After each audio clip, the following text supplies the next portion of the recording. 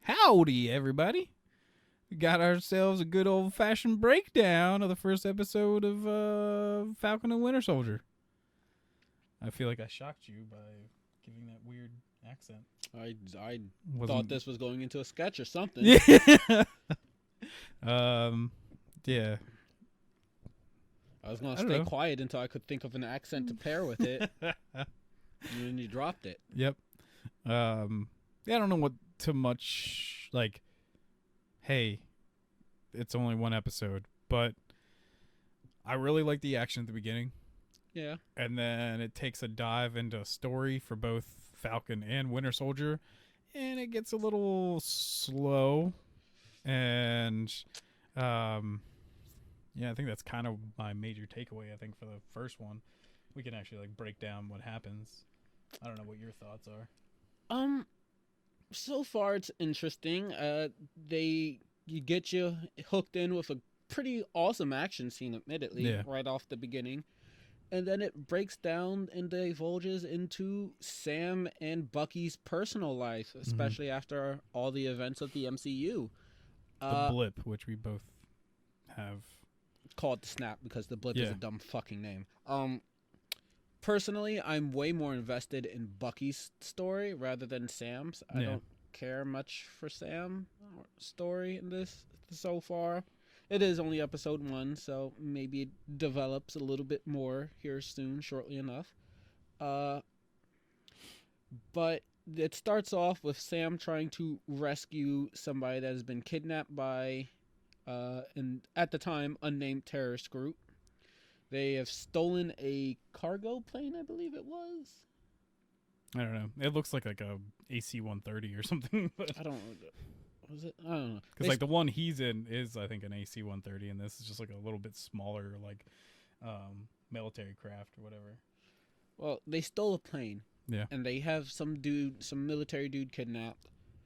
I just realized we didn't bring up the fact that Snyder Cut introduces the Atom. Did? I didn't even see that. Ryan Choi, I think is his name. The Asian dude that was with Sinister. Oh, is that who that is? That's the Atom. Anyways, they kidnap this army dude. They're on a plane. Sam is called in, and he flies through. It's a great action scene of him beating up some random thugs, also casually murdering people. Yeah. But I don't care. But he's part of the military. The military's allowed to murder people. But they do add an interesting form of tension as the bad guys are on a race to get to the border of Libya. Mm-hmm. And Sam, being a U.S. agent, is not allowed to cross that border, or else some major between Libya and the U.S. may go off. Kind of either way, he kind of even just says at one point, it's like, who cares? I'm an Avenger. Yeah, but still, he does work to, not start a fucking war. And it's an interesting point of tension for the beginning of the episode for this fight scene. No, like, I think the filming and everything is like super incredible, and a lot of the action looks amazing. But there are a few weird things that happen in the fight. You mean like him going through a small cavern in the canyon and clipping his wings along the edge, like rather he doesn't than know just how this suit works them like he after does using so it for many years. Times. Yeah. Like, he could always just turn sideways. Mm-hmm. He's done that before. It's a pretty cool move. He's even done a thing where he, like, spun even with, like, from his back legs and spun through a tight corridor before. Oh, yeah, there's that. And there's also just retracting them and then shooting them back out once you're clear, because he even does that in the same fucking action scene moments later. It's just really curious to me. I was kind of confused as to why he didn't. We already kind of, like, before this, we talked about it, and we broke down these things a lot. And it's like, I think we always nitpick things. It's kind of just what we do. But I am very nitpicky. Like, the scene is still fun. Oh, it's amazing. I love it. The actor that actually plays, like, the main villain in that first scene, he's actually an MMA fighter. I noticed it, like, right off the bat. I was like, hey, I know that guy.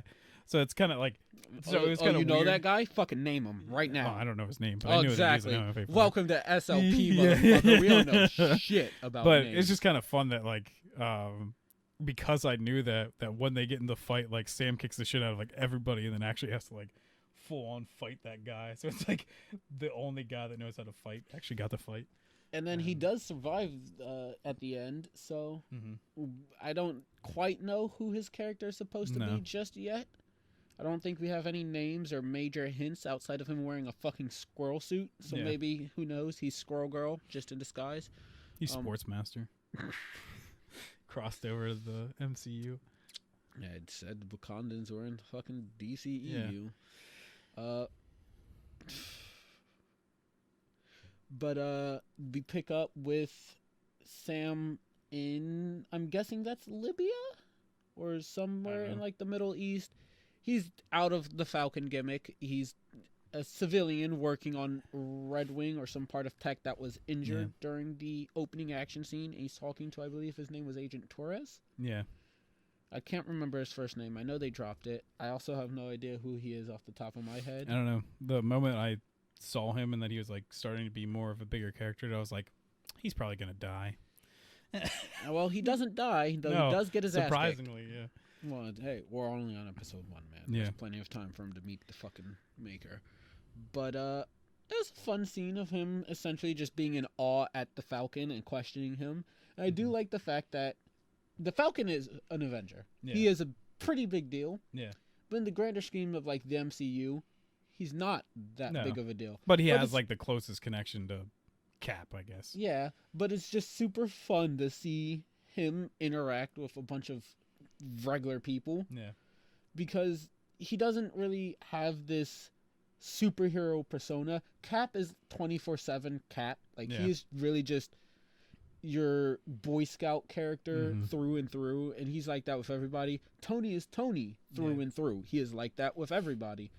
Like Falcon almost like takes on a different persona between like his regular life and the Falcon or whatever. And it's really fun to see him interact with people who know he's the Falcon. Yeah. Well, I love too like the that like Torres or whatever his name is, when he's like, so I heard like a rumor or whatever that like Cap's alive and he's like on the moon, like looking down on all of us. He's like, he just kind of like laughs about it, and then he's like, yeah, I gotta get out of here. And he's like, what are you gonna do? And he's like, moon stuff. I just like the way that he's like, he makes it, he's like, Cap's alive, and then the way he talks about it further makes it seem like he's dead. Yeah, and he's just looking down on us. And it's like, that's funny. I almost thought when he was like traveling, I guess what we eventually see is to meet his sister, I thought he was going to go see Cap. I thought he was going to actually I did as well. Talk to Cap for a little bit or whatever, because I was like, he's still around. Like, he's not dead. So. No, he died directly after Endgame. Yeah, the credits rolled and he was just like, oh.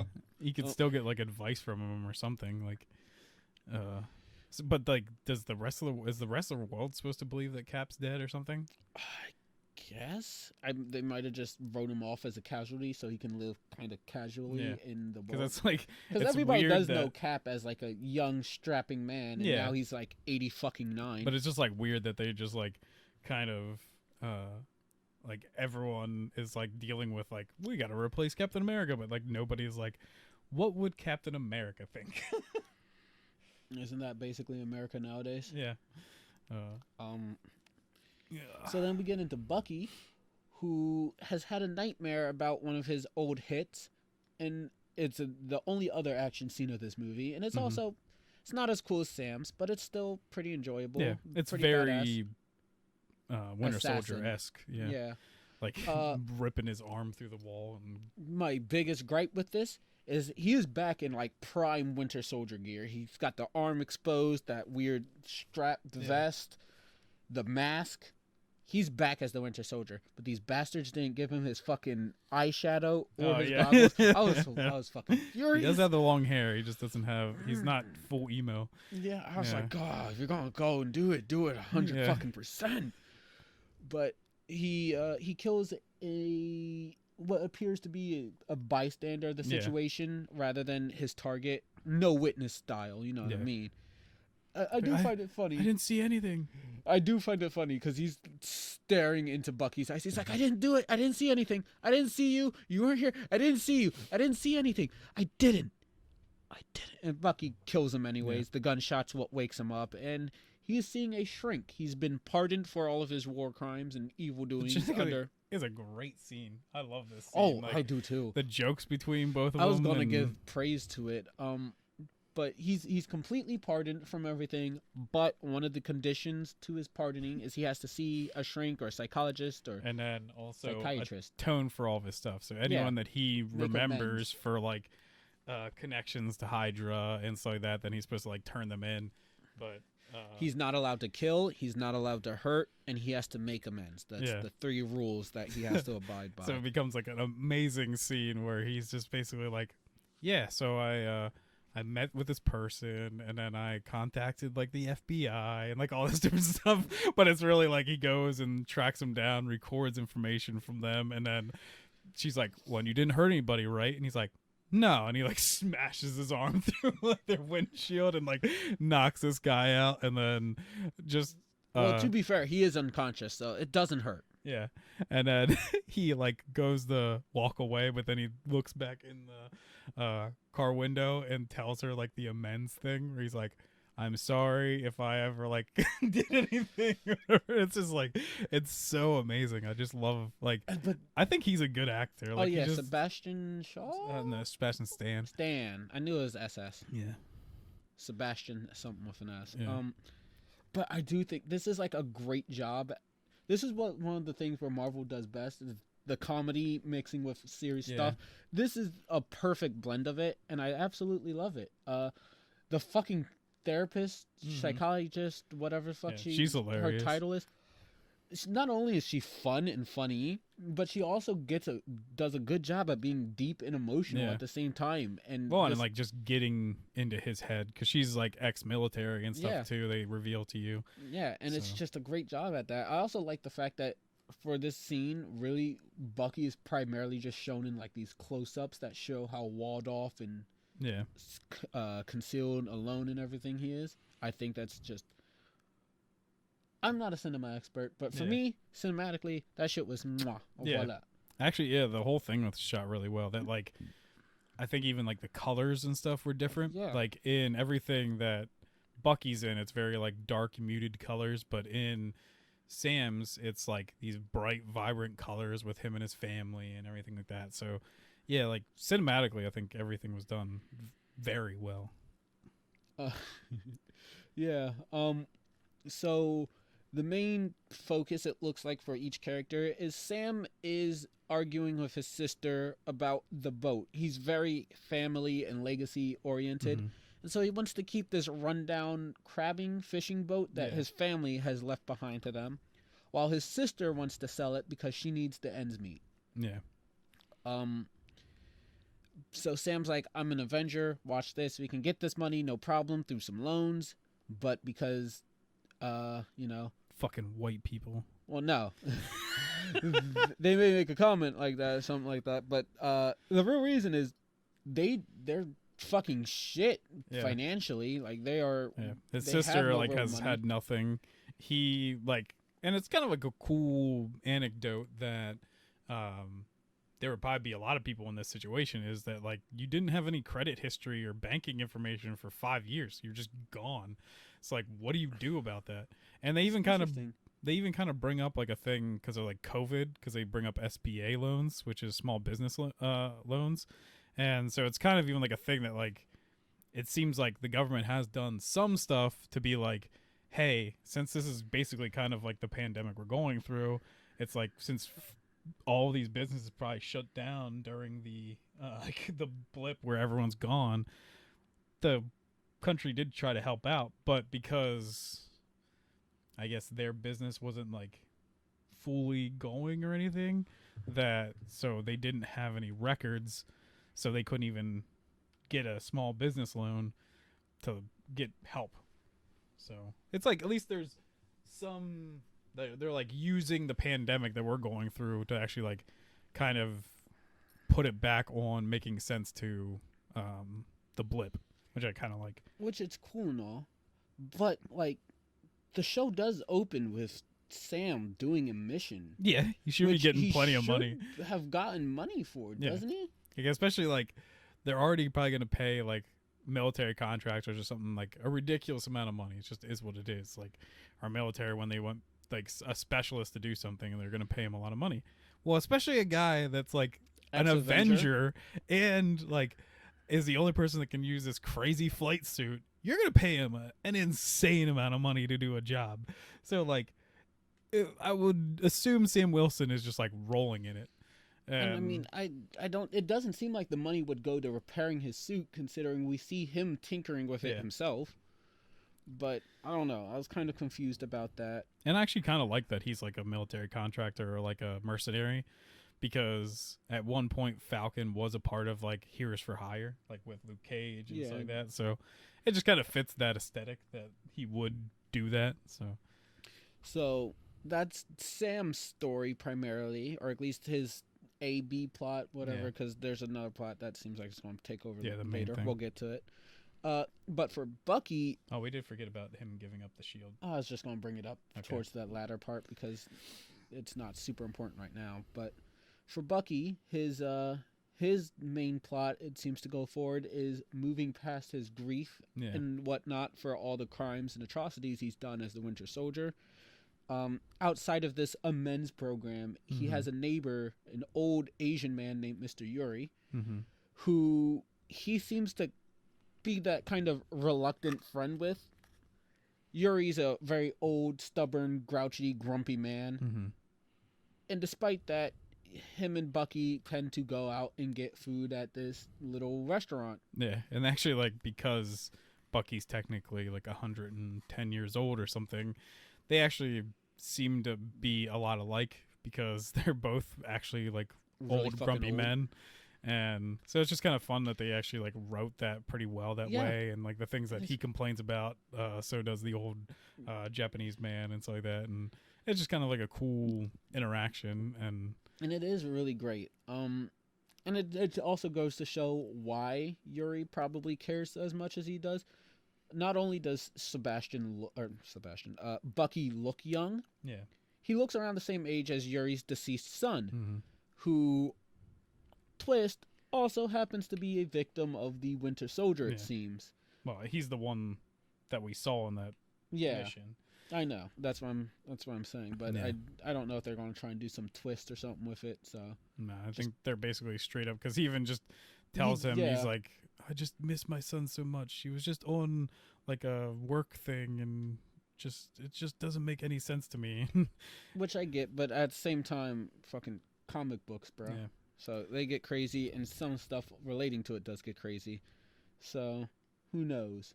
The point is, Bucky is struggling to tell the only person he has as a friend now that he is responsible for murdering their son. And part of the grief that Yuri feels is that he has no way to tell even how his son has died. Yeah.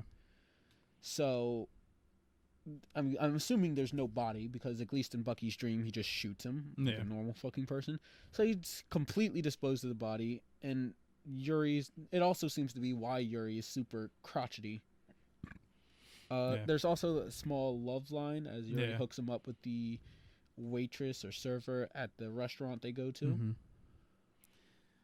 When that's a kind of like fun interaction until he kind of snaps about how much because she talks about how much Yuri loves his son and everything, and how that hurt him so much. But like, so that's like a big thing, and then Bucky leaves. But the rest of it is just kind of funny, because he's like, man, I just hate these dating apps, and like complaining about all this stuff. And she's like, you sound like my dad. and then she's like, how old are you? And he's like, 110 years old. And she's like, ha ha ha. And it's funny. It's another great instance of blending humor with serious moments. That being said, god damn, bitch, I thought Bucky was supposed to be like the socially awkward and that one.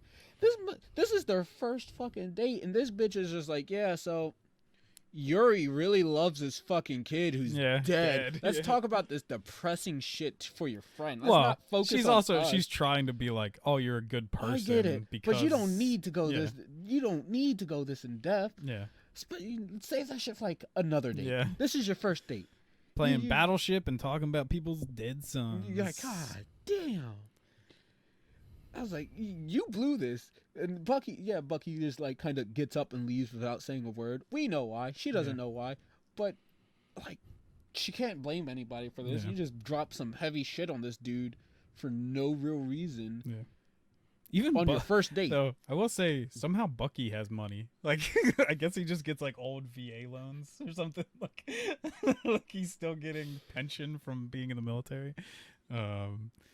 Because I was like, because even then, the only reason I bring that up is because the next thing is he goes and he's like going to maybe tell Yuri that he killed his son, but he and then sees he can't. A shrine. So then he just hands him money, and he's like, I can't go to lunch tomorrow or whatever. No, he's like, this is for lunch. I'm paying. Yeah. I told you I'd pay for you or whatever, so I'm paying you back.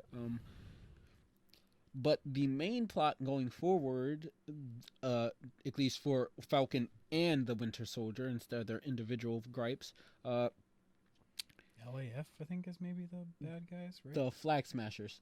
Yeah, but they the other ones, like, they have a connection, I think, or something. Yeah, there's a terrorist organization or group or uprising called the Flag Smashers that where they want a one world order.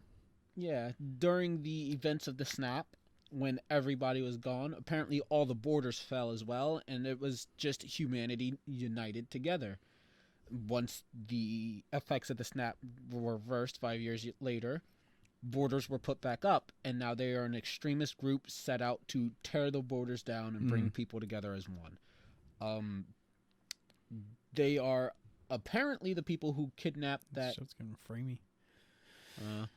Apparently, they're the people that kidnapped that soldier, who I think was Torres, right? At the beginning in the. No, Torres was the guy on the ground. Okay. Oh, okay.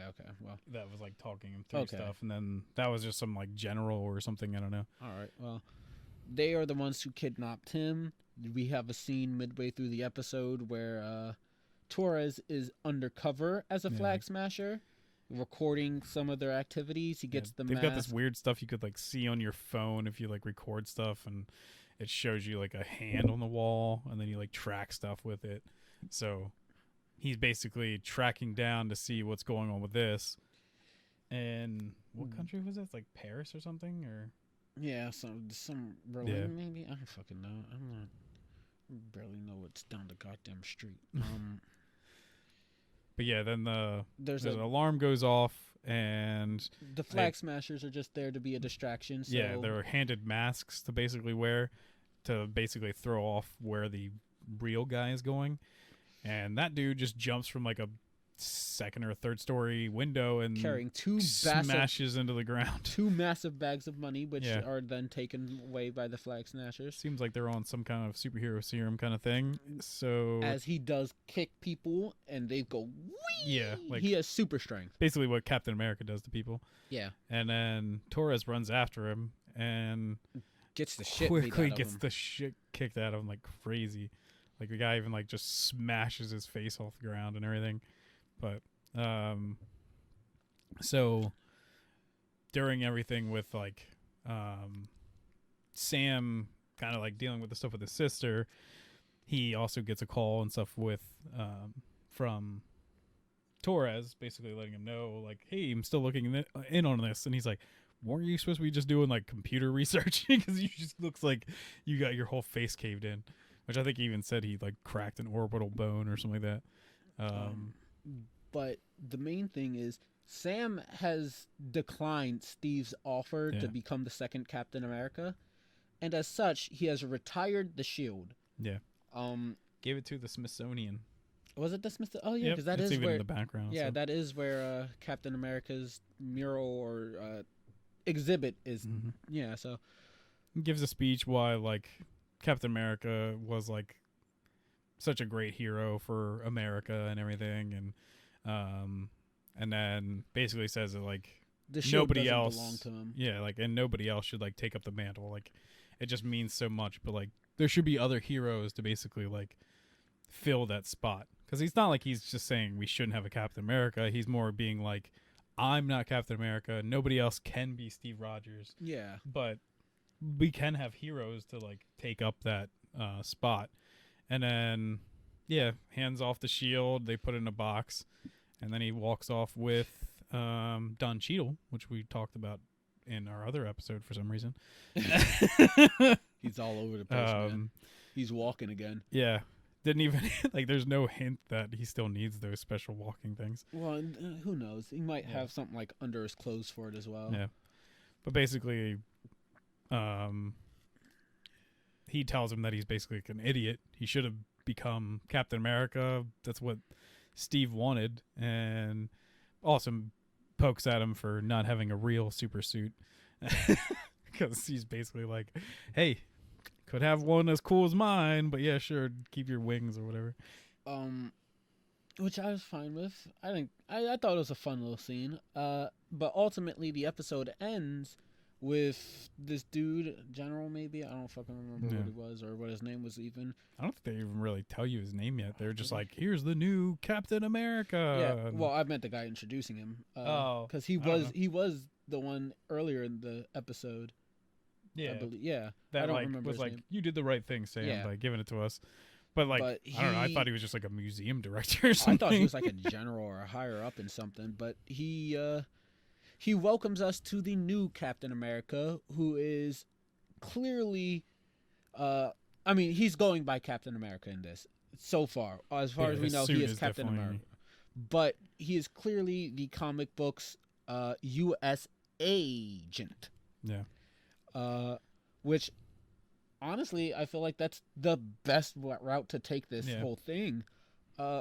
I mean, we've already got leaks and stuff that Baron Zemo's in this, and Baron Zemo's probably the head of all of this. Flag smasher kind of thing. He's orchestrating everything. I wouldn't be surprised if they're like he's orchestrated the U.S. agent into being the U.S. agent. Yeah. Well, and they even like it makes a lot of sense too because they already said that like the purple mask that Zemo usually wears, he's actually wearing it because he believes that Thanos was actually right and everything. So it makes a lot of sense that the Flag Smashers that clearly want everything to go back the way that was with the blip, that he also likes Thanos. So because he also hates the Avengers, so it makes sense.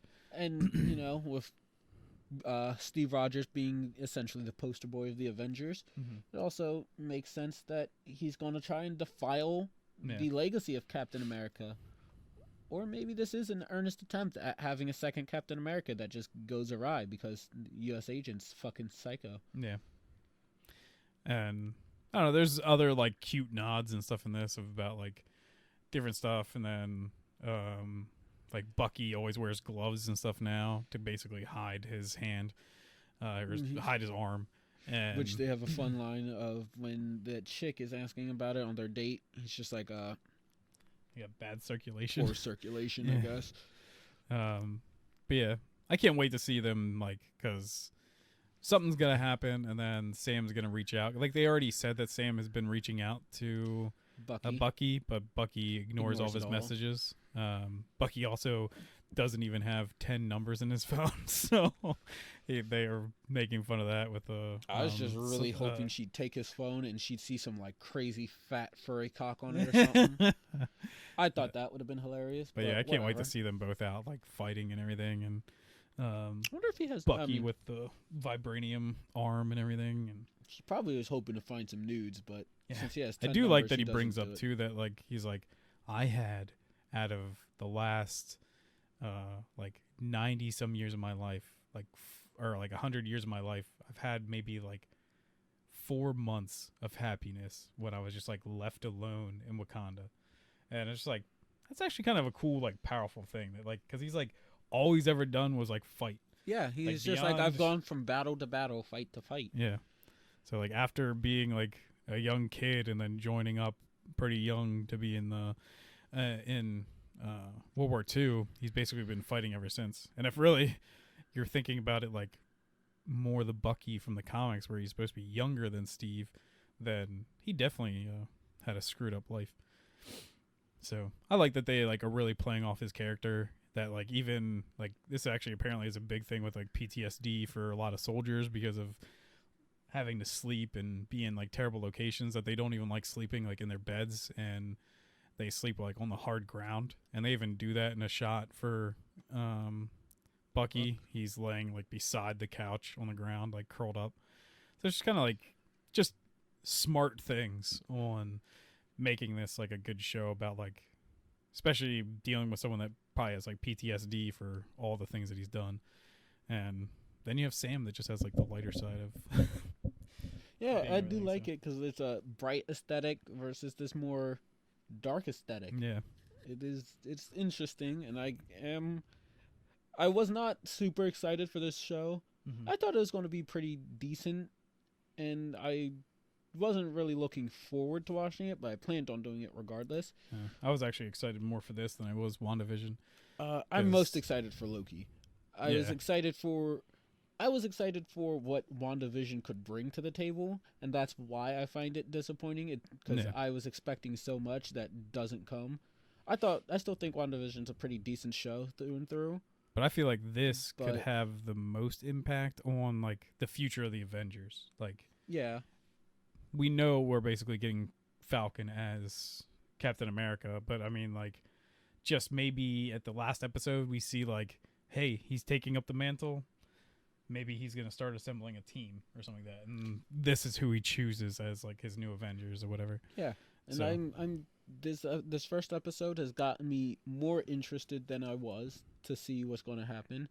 Truthfully, I only wanted to watch it because I like Sebastian Stan's Bucky Barnes, and I was like, I'm not going to pass up watching that. So. Yeah. But other than that, it really didn't have my attention for the most part. But now it kind of does. Yeah. So, see what's happening more. But I think that'll do it for this. Thank you guys for watching, and see ya.